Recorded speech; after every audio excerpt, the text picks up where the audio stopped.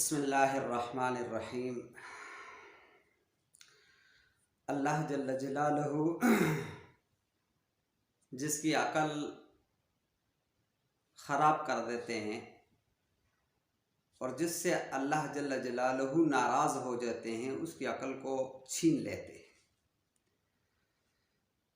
ہماری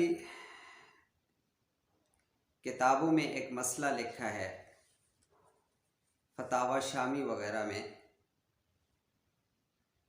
کہ اگر ایک آدمی کی نکسیر پھوٹ پڑے اور کوئی عامل یہ بتائے کہ اس کا علاج اس کے سوا نہیں کہ کوئی آدمی خون یا پیشاب کے ذریعے سورۃ فاتحہ اپنے ماتھے یا ناک پہ لکھ لے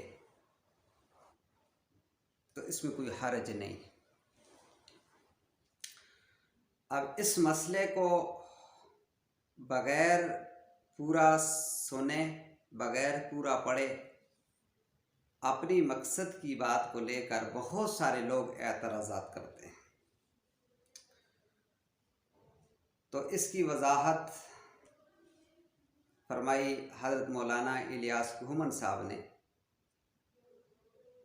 آپ پہلے اس مسئلے کو سنیے گا کیا فرما رہے ہیں، اس کے بعد میں وضاحت کرتا ہوں بات کی کہ سننے والے انجینئر صاحب نے کتنا اس کو سمجھا اور کیسے اپنے مقصد کی بات پکڑ کر کے لوگوں کو کیسے گمراہ کیا۔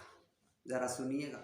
فتاوی شامیہ میں ایک مسئلہ لکھا ہے، لو رعف فکتب الفاتحة بالدم على جبهته وانفه جاز للاستشفاء وبالبول ایضا۔ اگر کسی شخص کو نکسیر پھوٹ پڑی ہو، خون سے مسلسل نکلتا ہو، تو نکسیر کا علاج کرنے کے لیے اپنے ناک اور اپنی پیشانی پر خون یا پیشاب کے ساتھ فاتحہ لکھ لے تو جائز ہے۔ بات سن لی۔ اب جو وضاحت حضرت نے فرمائی ہے، اس سے کون سے جملے سے یا کون سی بات اس بات پہ دلالت کر رہی ہے کہ حنفی اس چیز کے قائل ہیں کہ سورۃ فاتحہ پیشاب کے ساتھ لکھنے میں کوئی حرج نہیں، کیسے ثابت ہو رہا ہے؟ حالانکہ یہ بالکل عام فہم سی بات ہے کہ اس عبارت سے قطعاً یہ بات نہیں سمجھ میں آتی کہ جائز ہے۔ اب دیکھیے ذرا انجینئر صاحب کی اس پہ تبصرہ ذرا سنیے، کیسے اپنے مقاصد کو حل کر رہا ہے، کیسے لوگوں کو گمراہ کر رہا ہے، ذرا یہ بھی سنیے گا۔ ابن عابدین شامی نے رد المختار میں، در مختار کے حاشیے میں، اپنے زوم میں اس پہ کیے ہوئے اعتراضات کو دور کرنے کے لیے لکھا ہے کہ اگر کسی شخص کو یہ یقین ہو کہ اپنے پیشاب نعوذ باللہ یا اپنے خون سے وہ سورہ فاتحہ کا تعویذ لکھے اور اسے شفا ہو جائے گی تو وہ لکھ سکتا ہے۔ آپ ذرا یہ حنفیوں کے پاس لے کے جائیں تو وہ اول تو کہیں گے آپ کو بتایا کس نے؟ یار چھڑو کو علمی گل کرو، کام تھوڑے ابے پا کے گئے نے، جڑا بیچارہ پوچھتا پیا وہ تے چڑھ گئے ہو، ابیاں تے چڑھو جا کے، تو وہ آپ کو بتایا کس نے؟ پھر کہیں گے مفتہ بھی کال نہیں ہے، اے مفتہ بھی بن گیا ہے، کیونکہ رد المختار تو لکھی اسی لیے گئی ہے کہ در مختار سے جو اس پہ اعتراضات ہیں وہ دور کیے جائیں۔ یہ تو خود ہی فتوے ہیں، یہ کیسے آپ کہیں گے مفتہ بھی نہیں ہے؟ چلو مفتہ بھی نہیں بھی مانے، آپ کے جھوٹ مان بھی لیں، یہ بتائیں کہ آپ کے بزرگوں کے دماغ کے اندر اس قسم کی باتیں بھری ہوئی تھیں کہ وہ یہ تو کسی کے دماغ میں بھی نہیں یہ بات آتی ہے۔ کسی مسلمان کو اگر بتایا نہ جائے تو اس کے دماغ میں تو نہیں آتا کہ تعویذ اس طرح بھی لکھا جاتا ہے، تو ان کے دماغ جو ہے وہ کس کے ہتھے چڑھا ہوا تھا؟ چلیں یہی مان لیں۔ اور اگر کوئی کہنا جی وہ ہوتا ہے ترجمہ چینج ہو گیا ہو، انہوں نے بدل دیا ہو، یہ ہو گیا ہو، کچھ بھی نہیں سر، اللہ کے نیک بندے بھی دنیا میں موجود ہیں۔ ایک بریلوی عالم جو میرے استاد بھی رہے ہیں، اس اعتبار سے کہ میں نے ان کی کتابوں سے اور ان سے ملاقات میں بہت کچھ سیکھا، غلام سعود سعیدی صاحب جو مفتی منیب الرحمان صاحب کے مدرسے میں شیخ الحدیث تھے رحمہ اللہ تعالی، فوت ہو چکے ہیں۔ انہوں نے شرح صحیح مسلم کے اندر اس مسئلے کو ڈسکس کر کے نا جناب حق ادا کیا ہے، لیکن بابوں کی اس اعتبار سے ان کے ماننے والوں کے شر سے بچنے کے لیے انہوں نے لکھا کہ یقیناً یہ عبارت لکھی، اس کا ترجمہ لکھا، مجھے کرنے کی ضرورت نہیں ہے۔ اس کے بعد انہوں نے لکھا کہ یقیناً ان بزرگوں کے دلوں میں قرآن اور سنت کی اہمیت ہم سے زیادہ تھی، ٹھیک ہے، لیکن اللہ ان کو معاف کرے، بال کی کھال اتارنے کی عادت نے انہیں یہاں تک پہنچا دیا کہ انہوں نے اس قسم کی باتیں لکھ دی، اور پھر وہ ساتھ لکھتے ہیں کہ ایک عام مسلمان تو مر جانا گوارا کرے گا، لیکن یہ گوارا نہیں کرے گا کہ اس کے خون یا پیشاب سے سورہ فاتحہ کا یعنی قرآن کا تعویذ لکھا جائے، نعوذ باللہ من ذالک۔ تو سر عام مسلمان اگر مر جانا گوارا کرتا ہے بقول غلام سعود سعیدی صاحب کے، تو اس کا مطلب ہے آپ کے بزرگ عام مسلمانوں سے بھی گئے گزرے تھے۔ میں تو اس میں اور ایڈ کرتا ہوں کہ یہ تو غیر مسلم نہیں کوئی کرے گا۔ تو پھر آپ سن لی بات۔ اب ذرا پہلے اس بات کی میں وضاحت کروں، پھر انجینئر صاحب کی طرف آتے ہیں۔ عبارت کیا ہے؟ عبارت یہ ہے کہ لو عنفا فکتب الفاتحۃ بالدم علی جبہتہ وانفہ جاز الاستشفاء وبالبول ایضا ان علم فیہ شفاء لا بأس بہ لیکن لم ينقل، کہ اگر کسی کو نکسیر پھوٹ پڑے تو وہ سورۃ فاتحہ دم یا پیشاب کے ساتھ اپنے ماتھے اور ناک پہ لکھ لے تو کوئی حرج نہیں۔ کب؟ ان عالم فیہ شفاء، کہ جب اسے یقین ہو کہ اس کے علاوہ اس کا کوئی علاج نہیں اور اس میں شفا ہے۔ آگے فرمایا لیکن لم ينقل، لیکن یہ منقول نہیں۔ مولانا الیاس گھومن صاحب فرماتے ہیں کہ کیسے پتہ چلے گا کہ یہ بات ٹھیک ہے، اس میں شفا ہے کہ نہیں ہے؟ یا تو عقل کے ذریعے سے پتہ چلے گا، تو عقل تو فیصلہ نہیں کرتی اس بات کا، یا طب کے ذریعے سے پتہ چلے گا تو طب کا کام ہی نہیں ہے یہ، تو اب طب تو دعائیں بتاتی ہے، عملیات تو بتاتی نہیں۔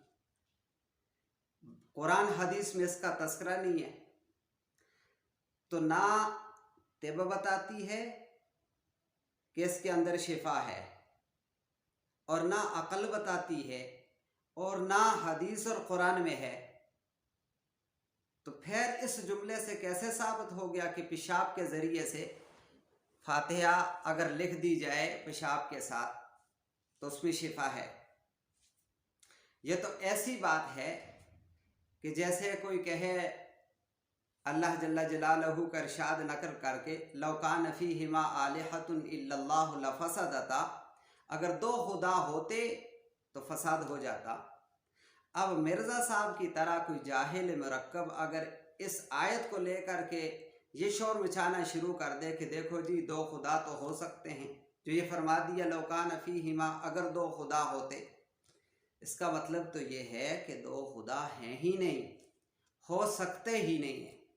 جب شرط فوت ہو گئی تو مشروط فوت ہو جاتا ہے، اذا فات شرط فات المشروط، جب شرط نہیں ہے تو مشروط نہیں، جب وضو نہیں ہے تو نماز نہیں ہوتی۔ نبی علیہ الصلوۃ والسلام نے فرمایا لو کان بعد نبی لکان عمر، اگر میرے بعد کوئی نبی ہوتا تو وہ عمر ہوتا۔ اب کوئی شروع کر دے شور مچانا کہ نبی تو ہو سکتے، نبی علیہ السلام نے فرمایا لو کان بعد نبی، اگر میرے بعد نبی ہوتا، تو قائل ہو گئے جی نبی ہونے کے، نبی ہو سکتا ہے۔ بھائی یہاں تو یہ بتایا جا رہا ہے کہ اس کے اندر شفا ہے ہی نہیں ہے، شفا کدھر سے آئے گی؟ عقل کو آزماؤ، عقل تو یہ کام نہیں کرتی، بتا ہی نہیں سکتی عقل۔ طب سے پوچھو تو طب کا کام نہیں ہے، طب تو دعائیں بتاتی ہے، یہ کھاؤ گے تو یہ ہوگا، یہ چیز کرو گے تو یہ ہوگا، عملیات سے تو طب کا تعلق نہیں ہے، اور قرآن حدیث میں یہ نقل نہیں ہے۔ تو خلاصہ یہ نکلتا ہے کہ یہ چیز ناپاک ہے اور نجس ہے. جب ناپاک ہے اور نجس ہے تو اس میں شفا ہے ہی نہیں، تو لکھنی جائز کیسے ہوگی؟ لہٰذا ایسی باتوں کا انجینئر صاحب کا سن کر کے بغیر سمجھے لوگوں کو گمراہ کرنا، یہ اس کا مشن ہے. اور اللہ تعالیٰ نے اس کے خمیر میں یہ چیز لکھی ہے، اس کے مقدر میں یہ چیز ہے کہ اس نے لوگوں کو سیدھا راستہ نہیں بتانا، اس نے لوگوں کو گمراہ کرنا ہے. آدم علیہ السلام تشریف لائے تو مقابلے میں ابلیس آیا ہے. موسیٰ علیہ السلام کے مقابلے میں فرعون آیا ہے.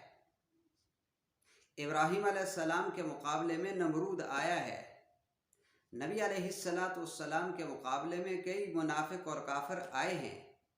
اسی طرح علماء حق کے مقابلے میں ایسے جاہل اور متعصب اور خراب دماغ کے لوگ آئے ہیں، لیکن ان کا اس طرح کے اعتراضات کرنا اور شور مچانا کچھ کام نہیں آئے گا، سوائے اس کے کہ لوگوں کو گالیاں پڑیں گی، لوگوں سے ان کو گالیاں پڑتی رہیں گی. اور یہ ایک جگہ نہیں بلکہ ہر بات کے اندر، ہر بیان کے اندر اس کی یہی ہوتا ہے کہ وہ بات کو بغیر سمجھے، بغیر سوچے، بغیر مطالعے کے. اب کہتے ہیں میں اس کو پڑھتا نہیں ہوں، میں یہ بتاتا ہوں. عبارت تو نہیں پڑھتے، کیوں؟ عبارت پڑھنی نہیں آ رہی، اس کو پتہ بھی نہیں لکھی ہوئی کدھر ہے عبارت.